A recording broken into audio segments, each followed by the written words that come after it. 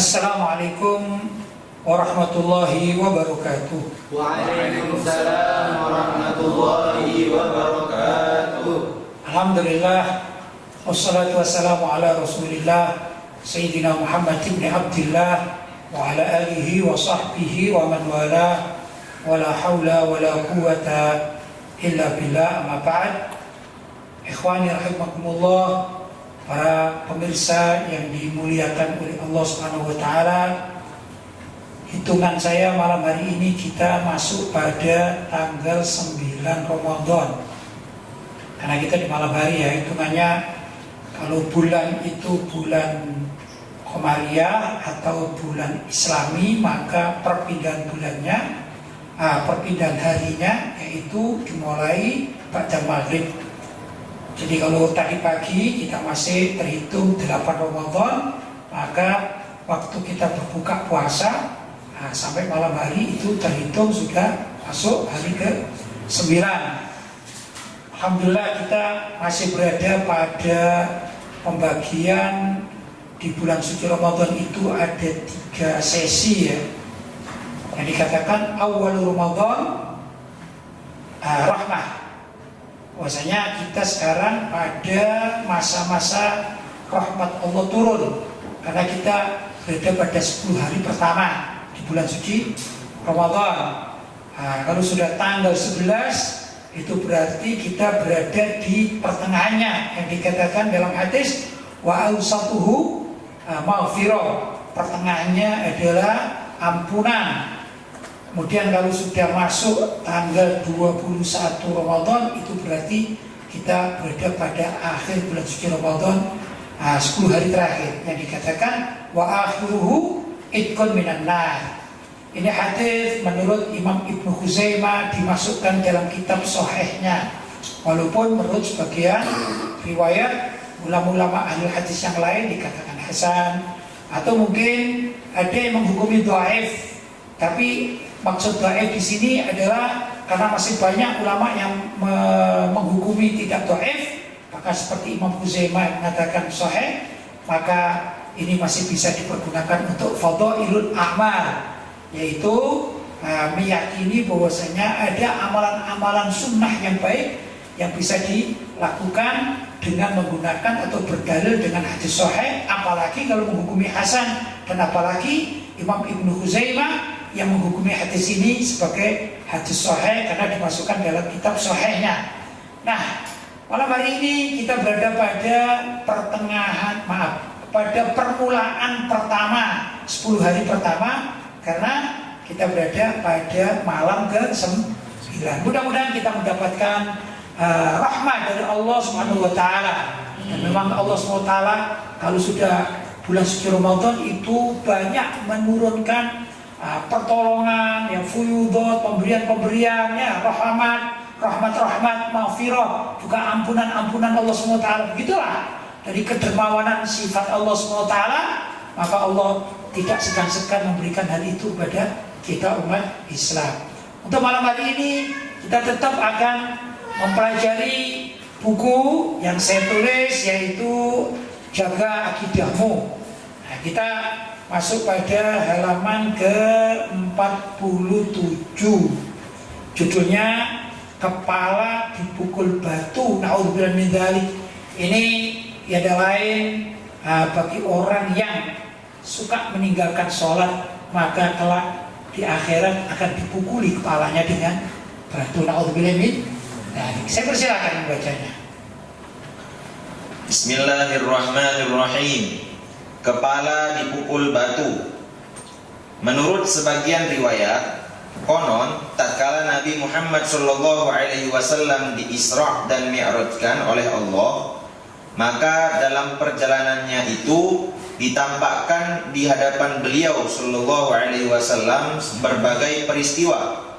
Antara lain, beliau SAW melihat ada orang yang memecahkan kepalanya dengan cara memukulnya menggunakan batu besar dengan tangannya sendiri. Lanjut. Anehnya, setiap kali kepalanya pecah, maka kepala itu kembali utuh. Namun tak lama berselang, kepalanya itu dihantam lagi dengan batu besar dengan tangannya sendiri hingga pecah lagi. Demikian itu dilakukan secara terus-menerus. Jadi ada orang yang dilihat oleh Nabi ya, tatkala Mi'raj, yaitu perjalanan udara ya, dari Baitul Maqdis kemudian menuju langit pertama, kedua, ketiga, keempat, kelima, keenam, ketujuh atau Sidratul Muntaha. Nah, begitu ada perjalanan itu Nabi melihat atau diperlihatkan oleh Allah SWT banyak peristiwa. Antara lain beliau menyaksikan ada orang yang terus mengambil batu, kepalanya dipukul, das pecah, balik lagi, pecah lagi, pukul lagi sama dirinya sendiri, pecah lagi, terus begitu dah selesai-selesainya. Lalu bilang ini, apa itu kira-kira? Siapa gerangan orang tersebut? Lanjut. Lantas Nabi Muhammad SAW bertanya, "Wahai Jibril, siapakah gerangan orang ini?" Malaikat Jibril menjawab, "Orang itu adalah gambaran umatmu yang sengaja meninggalkan sholat fardu 5 waktu." Ya, sholat fardu 5 waktu maksudnya adalah sholat subuh 2 rakaat, zuhur 4 rakaat, asar 4 rakaat, maghrib 3 rakaat, isya 4 rakaat. Itu ditinggalkan dengan sengaja. Maka akibatnya besok di akhirat begitu. Dia membawa batu besar, dipukulkan kepala, langsung pecah, ambil lagi, kepalanya kembali lagi, dia ambil lagi, demikian dan seterusnya. Artinya betapa besarnya siksa Allah SWT pada orang yang berani meninggalkan sholat, apapun alasannya kalau sengaja. Termasuk misalnya ada orang merasa sudah menjadi wali, misalnya wali kekasih Allah dan sudah mendapatkan ilmu makrifat atau ilmu hakikat, kemudian dia mengatakan, aku tidak wajib lagi untuk sholat karena sholat itu urusannya masalah urusan syariat. Wah, orang kayak demikian ini besok itu yang didapati. Dia akan membawa batu besar, dia pukulkan kepalanya sendiri, demikian dan seterusnya, berulang-ulang. Lanjut. Betapa besar dosanya orang yang meninggalkan sholat 5 waktu. Apalagi jika mengingat bahwa perintah sholat fardu 5 waktu ini didapatkan oleh Nabi Muhammad SAW saat beliau SAW menghadap Allah secara langsung dalam rangkaian peristiwa Isra dan Mi'raj. Jadi peristiwa sholat itu kan perintah yang sangat luar biasa ya. Gak ada alasan siapapun ya, gak ada alasan bagi orang yang masih berakal ini ya, akalnya masih bisa dipergunakan ya, kecuali anak kecil sama tuh. Anak kecil belum wajib sholat, atau orang gila. Ya orang gila, gimana lagi namanya orang gila ya, atau yang dihukumi seperti orang gila. Contohnya orang pekon misalnya. Orang pekon tidak gila, tapi hukumnya kan hampir sama ya, namanya rufi al-qalam, diangkat dari orang tersebut, al-qalam itu hukum, begitu ya. Jadi nggak ada hukumnya orang pikun. Misalnya juga orang koma, sakit yang sudah tidak bisa menggunakan akalnya ya. Kalau orang pikun orang tua, nah, orang gila, maka dia tidak ada hukumnya ya. Tapi selagi orang itu masih bisa menggunakan akalnya, jadi dia masih bisa mencari kerjaan, ngerti uang, kalau merah itu 100 ya, lebih tinggi nilainya daripada uang yang biru, atau berapa? 50 ya, atau yang hijau 20, oh dia masih ngerti gitu. Gak ada alasan untuk tidak berkewajiban sholat, siapapun adanya, siapapun, mau ngaku apa saja, pokoknya wajib sholat. Kalau tidak sholat, besok di akhirat akan menerima ini siksaan seperti tadi itu. Dia nggak sholat, pukul kepalanya, pukul lagi, naudzubillah min. Nah, jadi kita jangan terkecoh ya dengan pendapat-pendapat yang mengatakan orang yang sudah ilmunya ilmu makrifat atau ilmu hakikat ya, sudah bukan ilmu syariat, maka dia tidak wajib sholat. Ini termasuk akan disiksa oleh Allah SWT. Begitu ya, namanya orang tertipu dengan keyakinan sesatnya. Jelas? Lanjut. Jadi, betapa penting umat Islam memperhatikan dan mengamalkan kewajiban sholat fardu 5 waktu.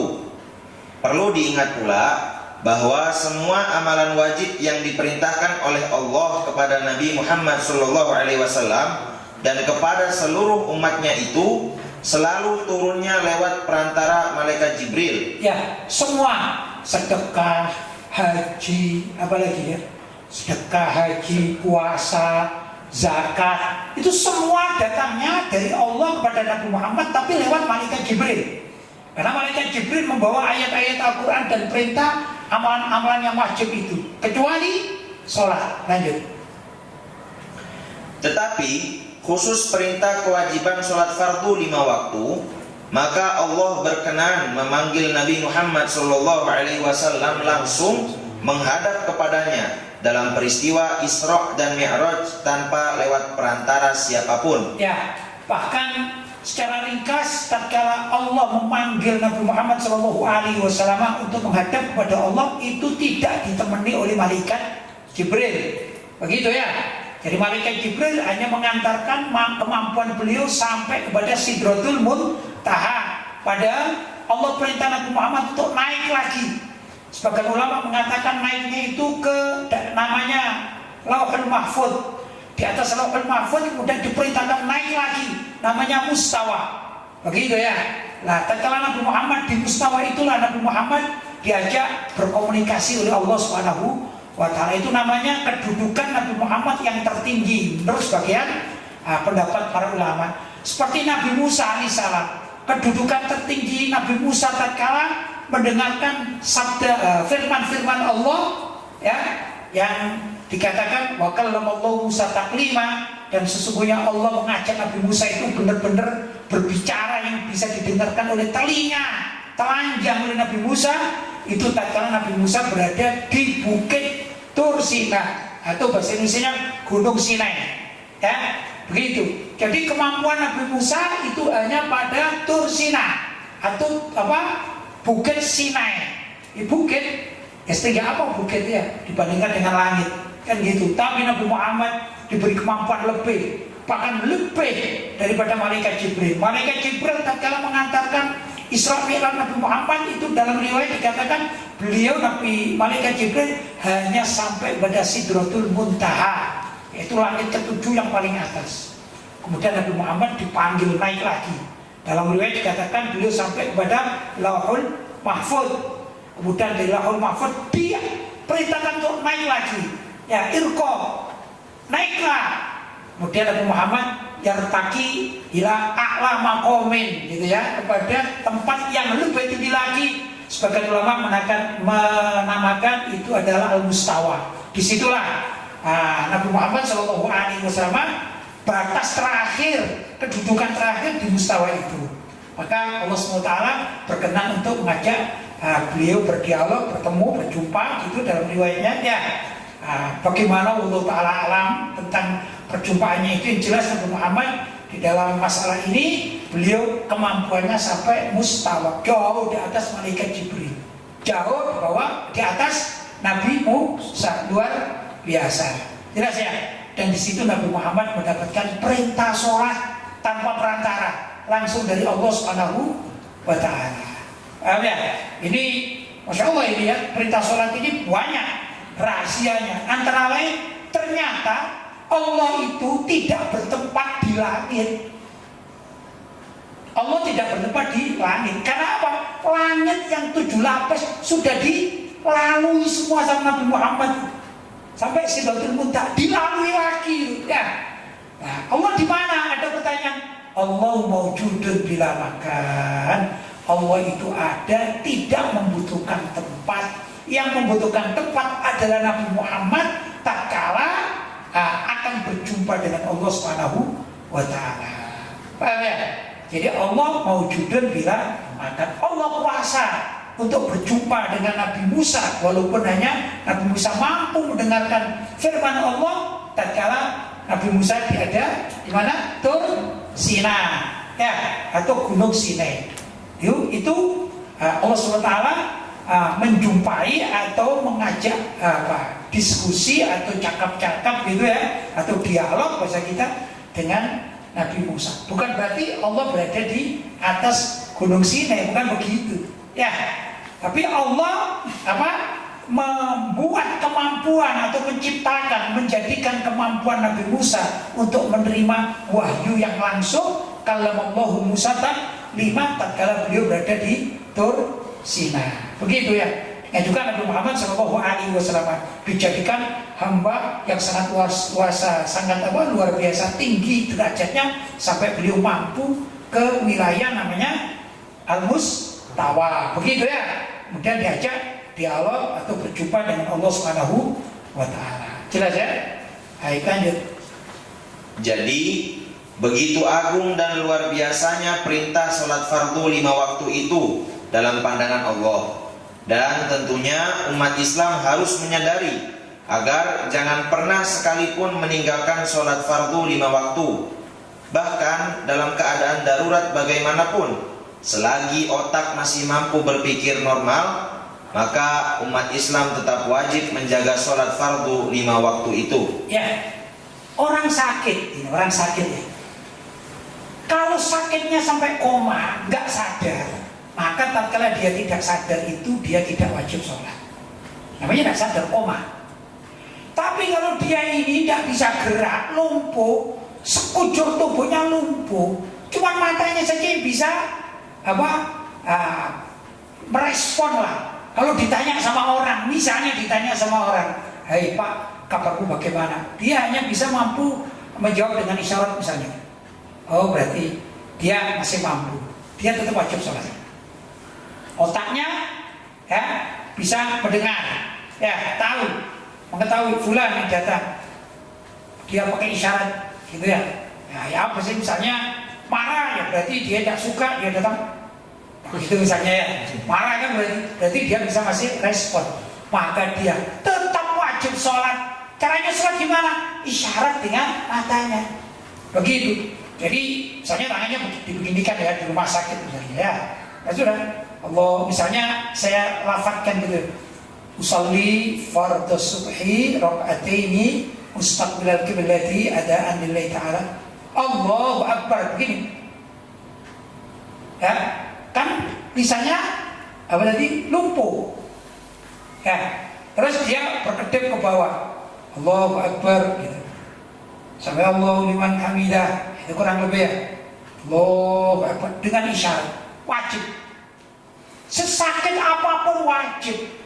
Jadi nggak ada namanya orang saya uzur ya nggak bisa sholat karena sakit. Sakit apa? Sakit bisul misalnya, nggak boleh itu ya, ngaco namanya ini ya.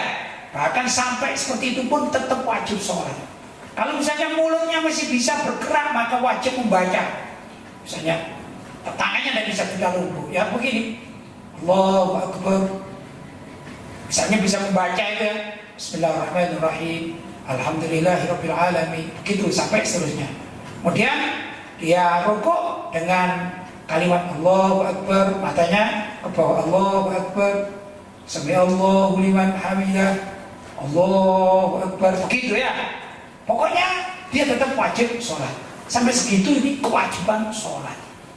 Jadi gak ada alasan orang itu untuk tidak sholat dengan berbagai macam alasan-alasan lah ya.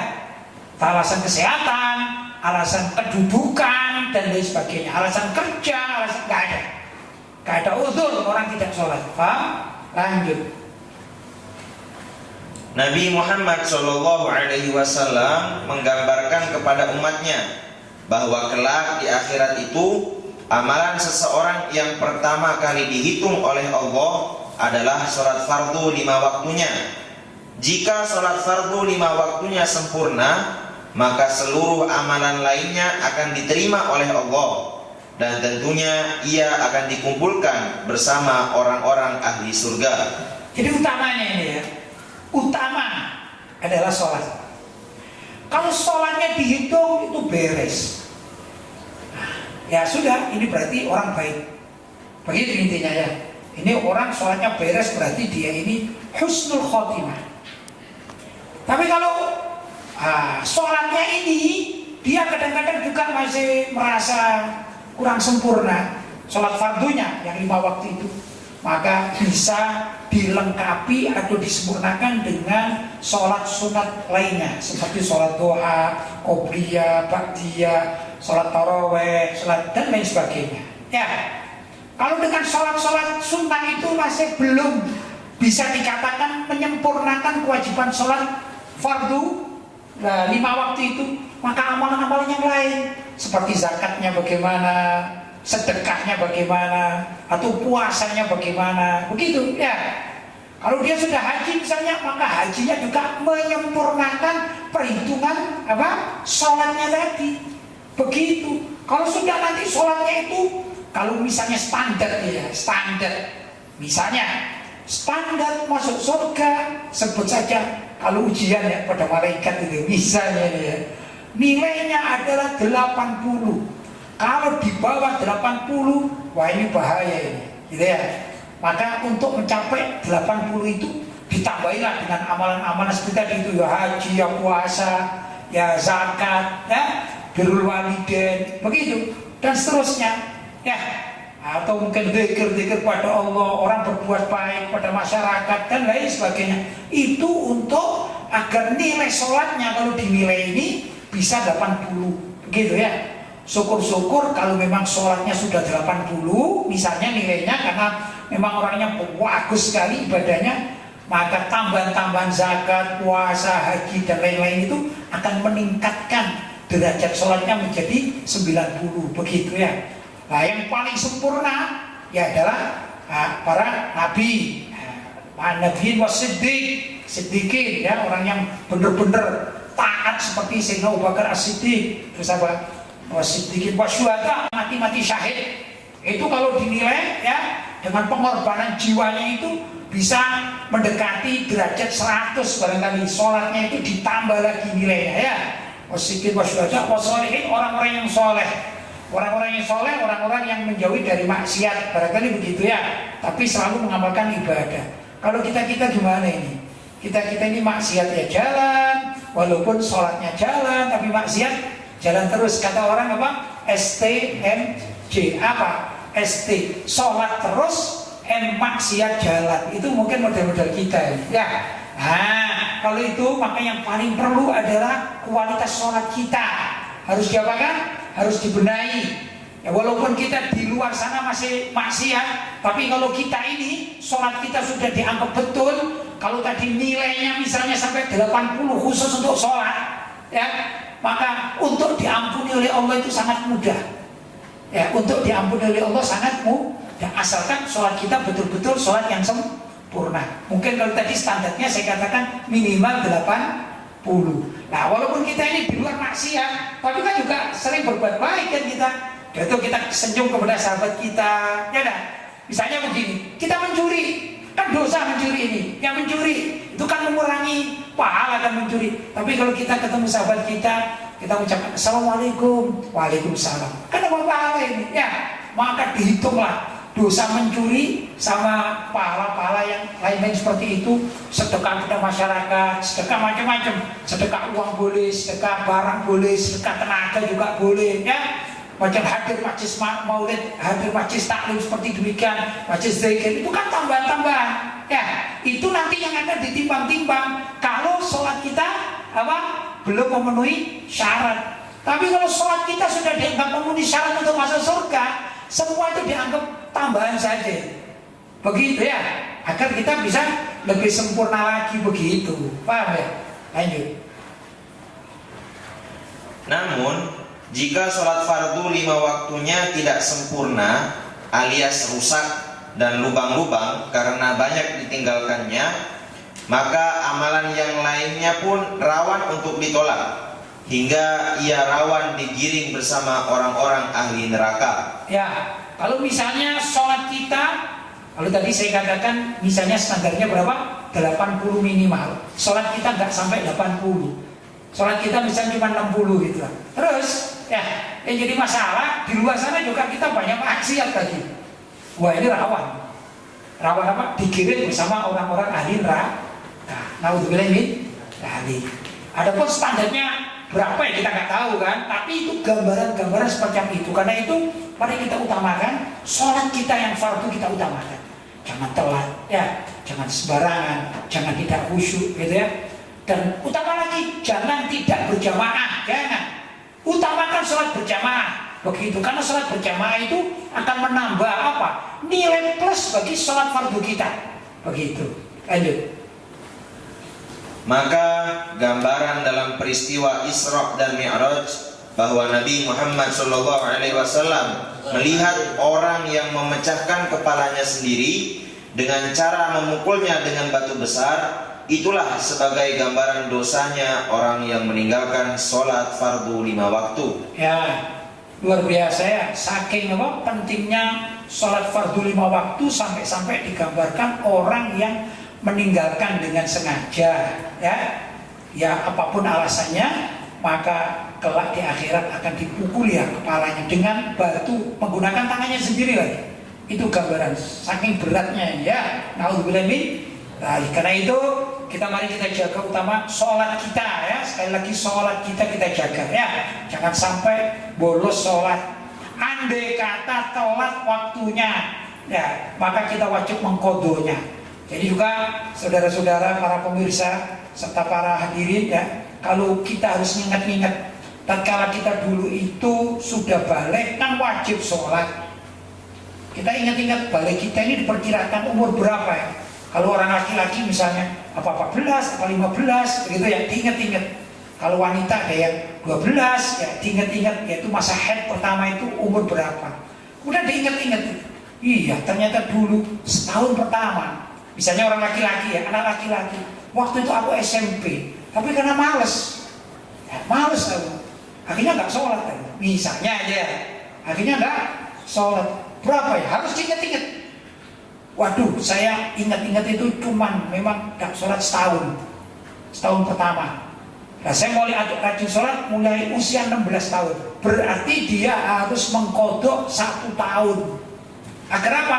Agar sholatnya sempurna. Yang tadi saya gambarkan, walaupun cuma gambaran dari saya, harus bisa sampai mencapai nilai 80 tadi itu.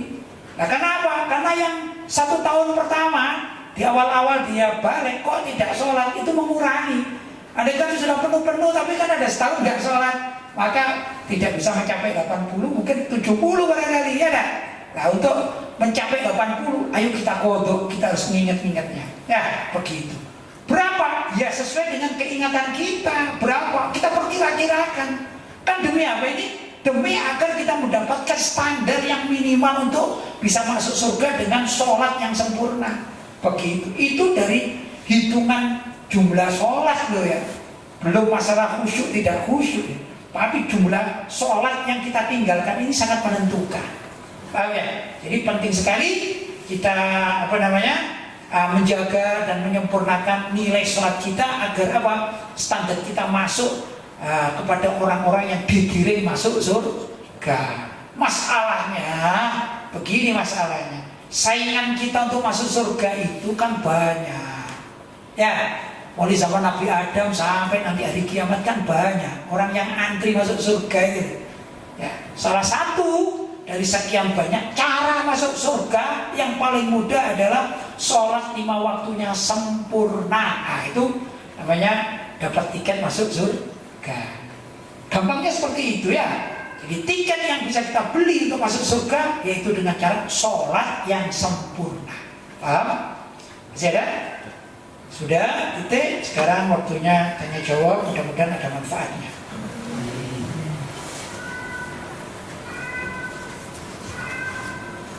Alhamdulillah Pak Kiai, pertanyaan sudah masuk kepada kami. Langsung saja saya bacakan pertanyaan yang pertama.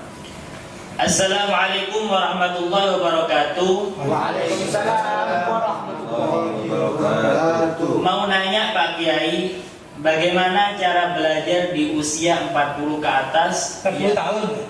Nah, Usia 40 tahun ke atas terus biar cepat hafal. Terima kasih. Belajar usia 40 tahun menghafalkan. Misalnya menghafalkan Al-Quran atau menghafalkan hadis-hadis atau menghafalkan pelajaran-pelajaran seperti pelajaran nahwu, pelajaran apa lagi? Fikih, sorof dan lain sebagainya.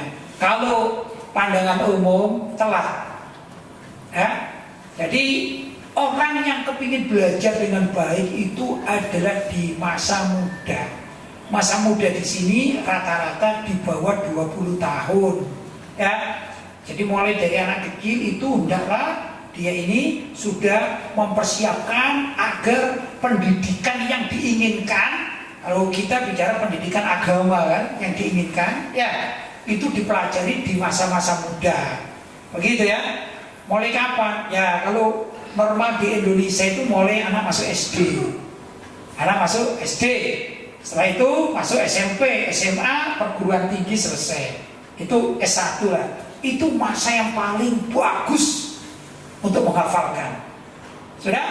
Nah, kalau ada orang ingin menambah karena sudah terbiasa dia belajar mulai SD, SMP, SMA, perguruan tinggi, ya.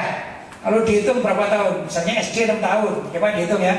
SD 6 tahun, SMP 3 tahun, SMA 3 tahun, berapa jadi? 12 tahun. Ditambah kuliah sarjana 3 tahun setengah atau 4 tahun lah. Jadi berapa? 16 tahun. Jadi 16 tahun pertama itu ya adalah waktu untuk melatih otak. Melatih ya. Biar otak ini terlatih untuk menghafalkan, memahami, terlatih terus. Nah, kalau sudah terlatih, maka di usia berikutnya, entah usia 50, 60, kalau sudah otaknya ini terlatih, dia akan mudah. Baik itu terlatih untuk menghafalkan atau terlatih untuk memahami. Begitu ya. Dan itu jangan sia-siakan masa muda. Dikatakan apa? Orang yang melukis di masa muda atau menghafal di masa muda itu ibarat melukis di batu. Kalau melukis di batu, memahat ya, maksudnya melukis memahat. Batunya dipukuli gini ya, sampai berbentuk memahat di atas batu. Itu kan awet. Ya. Tapi kalau orang melukis di atas air, gimana melukis di atas air? Ada yang bisa. Tapi habis itu hilang. Itu ibarat orang belajar di masa tua.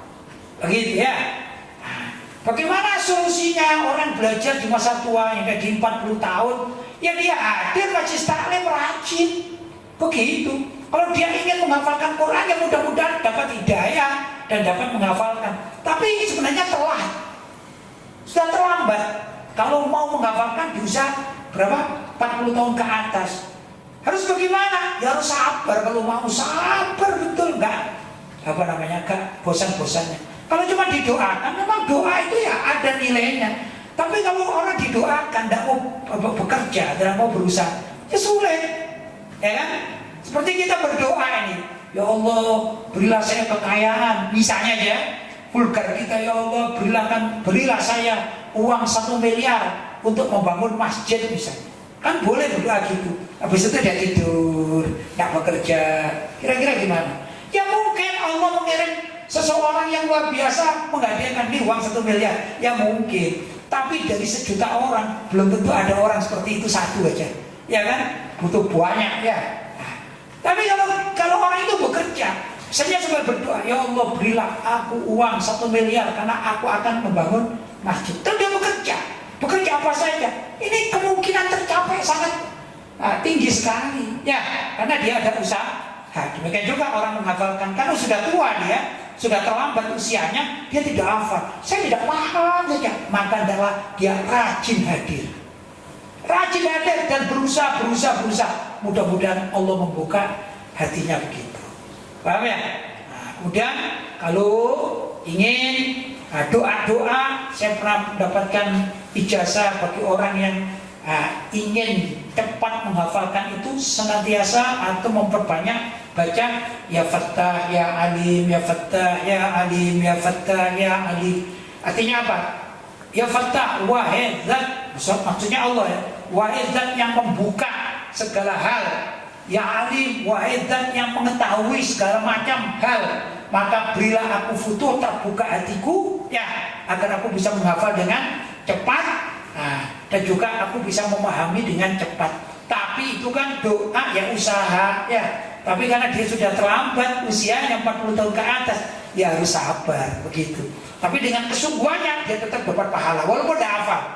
Misalnya ada orang ingin menghafalkan surat Yasin, nggak hafal ini, tapi terus saja dia menghafalkan. Tapi tidak hafal, kenapa? Usianya sudah 60 tahun. Tidak apa-apa, dia hafalkan saja. Maka usaha menghafalkan tetap diberi pahala oleh Allah Subhanahu wa ta'ala walaupun dia tidak hafal. Begitu, lanjut.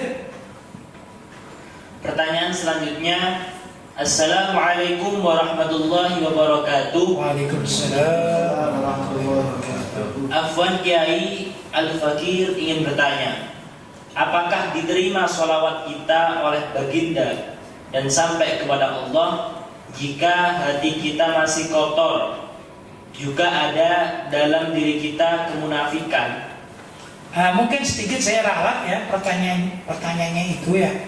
Apakah sholawat kita sampai kepada Nabi Muhammad, sampai ya, dan diterima oleh Allah? Jadi yang menerima itu Allah.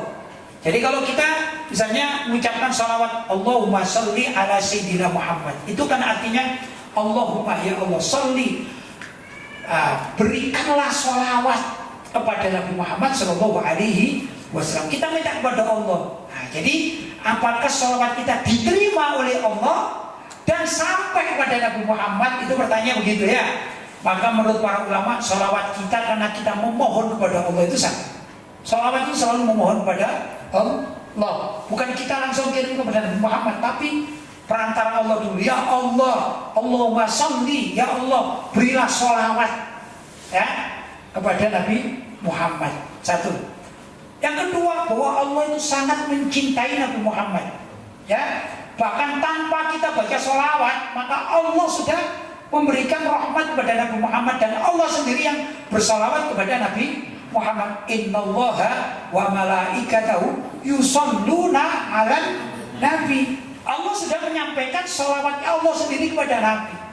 Kita ini ibarat nunut, ikut ibarat ya kan? Jadi tatkala Allah memberikan sholawat kepada Nabi Muhammad, nah kita mohon kepada Allah, ya Allah berikanlah sholawatku kepada Nabi Muhammad. Di sinilah letak bahwa sholawat itu senantiasa diterima oleh Allah Subhanahu wa ta'ala. Walaupun ada orang yang bersolawat itu dalam keadaan tadi banyak dosa, misalnya kotor ya kan?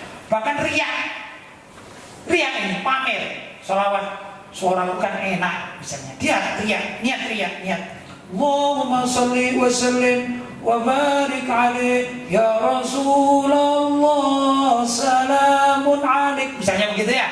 Tapi kan isinya sholawat ini, dia riak ini. Itu sholawatnya tetap sampai pada Nabi Muhammad Shallallahu Alaihi Wasallam. Yang nggak boleh bukan tidak sampai, dia baca sholawat sambil maksiat, ini dosa. Sholawatnya bisa sampai karena memohon kepada Allah. Andai kata dia tidak baca sholawat, toh Allah mengirimkan sholawat kepada Nabi Muhammad. Cuman karena perilakunya ini sambil sholawat sambil maksiat. Misalnya, naudzubillah min dzalik, dia bawa arak, minum, bir, sholawat dulu, Allahumma sholli ala Muhammad, itu gimana? Dia berdosa. Seakan-akan dia menghina sholawat kepada Nabi. Paham ya? Tapi sholawatnya ini kalau memang sampai kepada Allah atau masuk kepada Allah itu sholawatnya diterima oleh Allah, maka Allah bisa berkenan untuk menyampaikan kepada Nabi Muhammad Shallallahu Alaihi Wasallam. Kalau ada yang tanya apa manfaatnya, misalnya orang seperti itu, dia dosa karena seperti penghinaan. Tapi ada kemungkinan suatu saat karena rasa cintanya, kalau memang dia itu cinta pada Nabi Muhammad, daripada dia mabuk, omongannya jorok-jorok lagi ya. Kata orang Jawa meso-meso gitu, kan naudzubillah. Dari biasanya kan gitu kan orang mabuk-mabuk itu ya. Tapi ini ada orang enggak, dia mabuk-mabuk, tapi subhanallah dia sholawat kepada Nabi, katanya ini jiwanya kotor. Ada kemungkinan suatu saat mendapatkan syafaat dari Nabi, atau oleh Allah SWT hatinya dirubah sehingga dia menjadi orang baik, sadar begitu karena berkat sholawat. Tapi sekali lagi ya, bahwa sholawat kita itu mohon pada Allah ya, bukan mohon kepada Nabi Muhammad. Sholawat kita itu mohon kepada Allah agar sholawat kita disampaikan kepada Nabi Muhammad Shallallahu Alaihi Wasallam. Disinilah menurut para ulama ya, bahwa sholawat kita itu selalu sampai dengan bentuk apapun kepada Nabi Muhammad Shallallahu Alaihi Wasallam, karena yang menyampaikan adalah Allah. Begitu ya. Saya tambah lagi, Abu Yasin Muhammad bin Ali Al-Maliki ya, nah itu menerangkan tatkala ditanya, ini permasalahan ketauhidan ya, ditanya Allah saat sekarang itu sedang berbuat apa? Mungkin kalau bahasa Jakarta ini lebih mudah, sedang ngapain gitu ya, bahasa Jakarta ini orang Jakarta ini ya, mungkin lebih mudahnya gitu. Allah sedang ngapain ya saat ini? Kalau lebih sopan, sedang berbuat apa Allah SWT? Maka jawabannya adalah Allah sekarang ini sedang bersolawat kepada Nabi Muhammad Sallallahu Alaihi Wasallam. Kok tahu? Iya, karena saya mengerti ilmu nahwu. Loh, apa urusannya ilmu nahwu dengan mengetahui bahwa Allah itu sedang bersolawat kepada Nabi? Iya, di dalam ayat Al-Quran dikatakan innallaha, sesungguhnya Allah, wa malaikatahu, dan para malaikatnya itu yusalluna 'alan nabi, bersolawat kepada Nabi. Ya, terus kalimat yusalluna itu menggunakan fi'il mudhari. Yang fi'il mudhari itu mempunyai arti istimrar, terus menerus. Begitu. Karena ini pakai fi'il mudhari, maka berarti Allah itu terus menerus, senantiasa, tidak henti-hentinya bersolawat kepada Nabi. Adapun solawat Allah kepada Nabi adalah rahmah. Allah memberikan rahmah, kasih sayang kepada Nabi. Sampai Nabi Muhammad sudah wafat, Allah terus memberikan rahmahnya. Dan Nabi Muhammad pun ini dikatakan Nabiur Rahmah. Nabi Muhammad juga mempunyai rasa rahmah walaupun berbeda sifatnya. Karena Nabi Muhammad adalah orang manusia, maka rahmatnya Nabi Muhammad kepada kita yang ahli baca sholawat itu akan kita dapatkan tatkala kita membutuhkan pertolongan beliau yang namanya syafaat. Begitulah kurang lebih silsilahnya, ya, atau tasalsulnya itu begitu, sambung nyambungnya. Karena itu tidak rugi orang yang ahli membaca sholawat kepada Nabi Muhammad SAW. Yang lebih berkualitas adalah orang membaca sholawat itu dengan khusyuk, apalagi punya wudhu, ya dah, apalagi menghadap kiblat, atau juga dalam keadaan kondisi yang baik, begitu, hatinya bersih, dia tidak banyak maksiatnya, kan gitu ya. Tapi kalau orang gimana ini tadi, orang ahli maksiat, terus bersolawat kepada Nabi, apa yang diharapkan? Kata para ulama, ya, bahwa orang yang ahli maksiat banyak maksiatnya itu kok suka bersolawat, itu berarti dia mengharapkan syafaat dari Nabi Muhammad SAW. Dikatakan bahwa syafaati, kata Nabi, syafaat Nabi itu, syafaat itu li ahlil kabair min ummati, untuk orang-orang yang punya dosa-dosa besar di kalangan umatku. Ini ada keterangan semacam demikian. Jadi kalau kita na'udzubillah ya, melakukan apa saja, hendaklah kita berharap syafaat pada Nabi Shallallahu Alaihi Wasallam. Salah satu caranya memperbanyak salawat kepada beliau Shallallahu Alaihi Wasallam. Dan orang yang baca sholawat itu juga dihitung sebagai orang yang membaca istighfar, sama itu, pahalanya sama, manfaatnya juga sama. Nah, kalau kita ahli maksiat kan diperintahkan untuk istighfar, astagfirullahaladzim, astagfirullahaladzim, ya.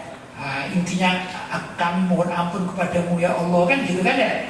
Nah, ada cara lain penggalinya istighfar adalah membaca sholawat kepada Nabi Muhammad SAW. Allahumma shalli ala sayyidina Muhammad wa ala alihi wa sahbihi ajma'in misalnya. Itu gantinya. Jadi orang baca istighfar dengan baca sholawat kedudukannya sama, fadilahnya juga sama. Nah, orang yang ahli baca sholawat akan banyak diampuni oleh Allah Subhanahu wa Ta'ala. Orang lebih begitulah ya. Ada lagi? Alhamdulillah, mudah-mudahan apa yang saya sampaikan ada manfaatnya. Kurang lebihnya mohon maaf yang sebesar-besarnya. Hadza ma aqulu lakum wal afu minkum, wassalamualaikum warahmatullahi wabarakatuh. Waalaikumsalam warahmatullahi wabarakatuh.